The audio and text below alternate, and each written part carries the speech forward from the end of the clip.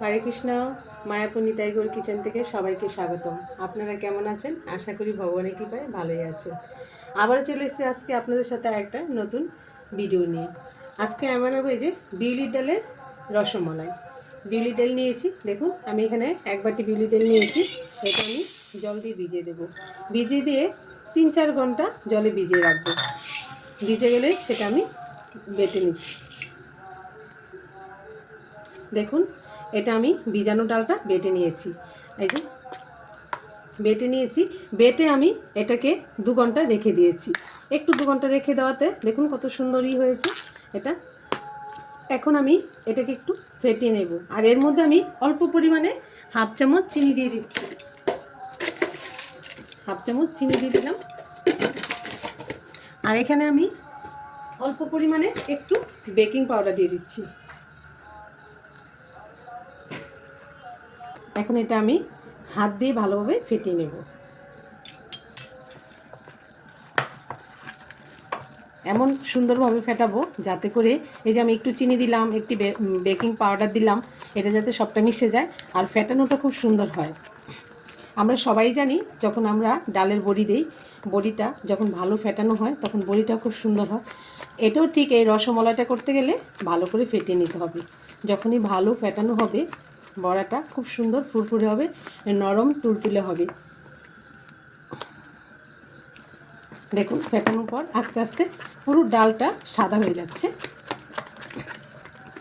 এর মধ্যে বেশি জল দিয়ে বাটা যাবে না, বাটাটা ঠিক এরকমভাবে বাটতে হবে, একটু অল্প জল দিয়ে বেটে নিতে হবে। বেশি পাতলা হলে সেই রসমালাইটা ভালো হবে না। এই দেখুন এই যে অনেকটাই হালকা হয়ে গেছে ফেটাতে ফেটাতে। আমি আরও কিছুক্ষণের মতো ফেটিয়ে নিচ্ছি। আমি এখন এটা ফেটানোটা হয়েছে কি না চেক করার জন্য একটা বাটিতে জল নিলাম, জলের মধ্যে দিয়ে দিলাম। এই দেখুন বেশি উঠেছে, তার মানে আমার এই ফেটানোটা হয়ে গেছে। এখন আমি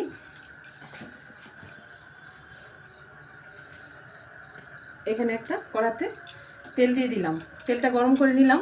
আর আমি এখানে অনেকটা পরিমাণে তেল দিয়েছি যাতে করে আমার এই যে রসের বড়াটা যাতে খুব সুন্দর ফুলে ওঠে, তার জন্য আমি অনেকটা পরিমাণে তেল দিয়েছি। তেলটা গরম করে নিচ্ছি। দেখুন তেলটা গরম হয়ে গেছে, এখন আমি বড়া দিয়ে দিচ্ছি।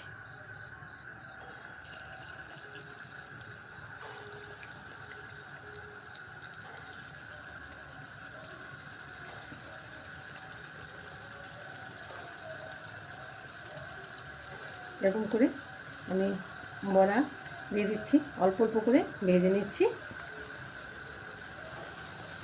দেখুন এই যে রসবড়াগুলি কি সুন্দর ফুলে গেছে, কারণ ফ্যাটাউনটা ভালো হয়েছে।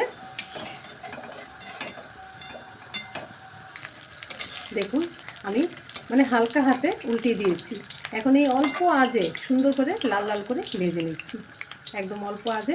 কারণ যদি আমি বেশি আঁচে ভাজি না, বড়াটা ভিতরে কাঁচা থাকবে, হয়তো উপর দিয়ে লাল হয়ে যাবে, তার জন্য খেতেও ভালো লাগবে না। তার জন্য আমি অল্প আঁচে সুন্দর করে ভেজে নিচ্ছি। দেখুন বড়াগুলি আমি পাল্টে পাল্টে সুন্দর করে লাল লাল করে ভেজে নিচ্ছি। এই যে বড়াগুলি প্রায় হয়ে গেছে। আমি আর 1-2 মিনিটের মতো একটু লালচে করব। লালচে করলে তখন রসমালাইটা খুব সুন্দর, দেখতেও ভালো লাগে।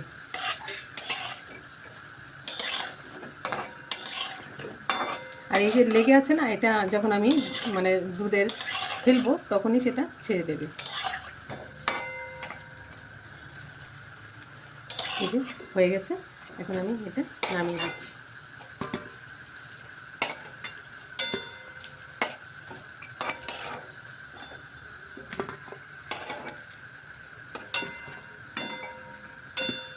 এটা হয়ে গেছে, আমি এখন আরেক খোলা ভেজে নিচ্ছি। এই যে আমি এখানে আরেক খোলাও ভেজে নিচ্ছি, ওই রকমভাবেই লাল লাল করে ভেজে নিচ্ছি, উল্টিয়ে পাল্টিয়ে।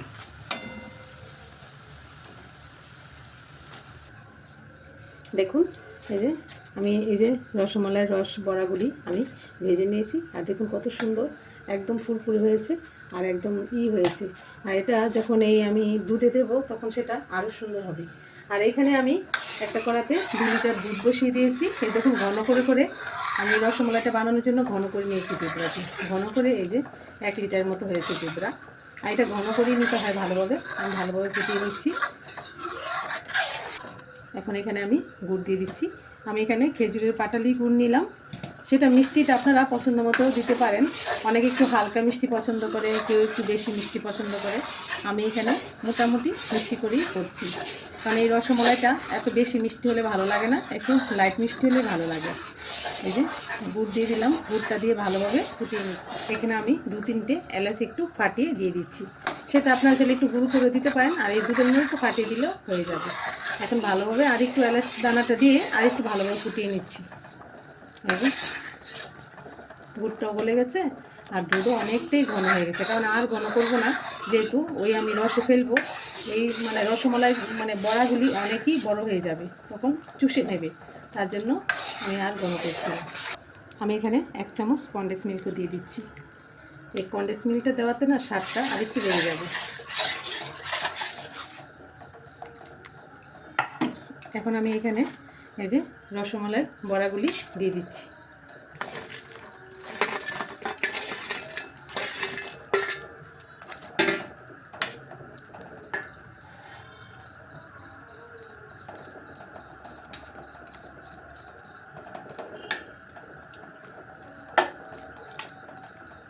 এটা আমি এখন ঢাকা দিয়ে ঘন্টাখানিক রেখে দেবো। এরকম করে এই মানে রসে যখন এই রসমালাইগুলি আর মানে 1 ঘন্টা থাকবে, তখন এটা বড়াগুলিও অনেক সুন্দর ফুলে যাবে, আর একদম রসটা মানে ঢুকে খুব সুন্দর হবে। এখন আমি ঢাকা দিয়ে 1 ঘন্টাখানিক রেখে দিই। কত সহজে 1 বাটি বিউলি ডাল দিয়ে কি সুন্দর রসমালাই হয়ে গেল। এরকমভাবে আপনারা ঘরে করে ভগবানকে ভোগ লাগাবেন, আর ভোগ লাগিয়ে প্রসাদ পেয়ে দেখবেন। অবশ্যই আমাকে কমেন্ট করে জানাবেন কেমন লাগলো। আর সবাই ভালো থাকবেন, সুস্থ থাকবেন। আবার দেখা হচ্ছে পরের ভিডিওতে। হরে কৃষ্ণ।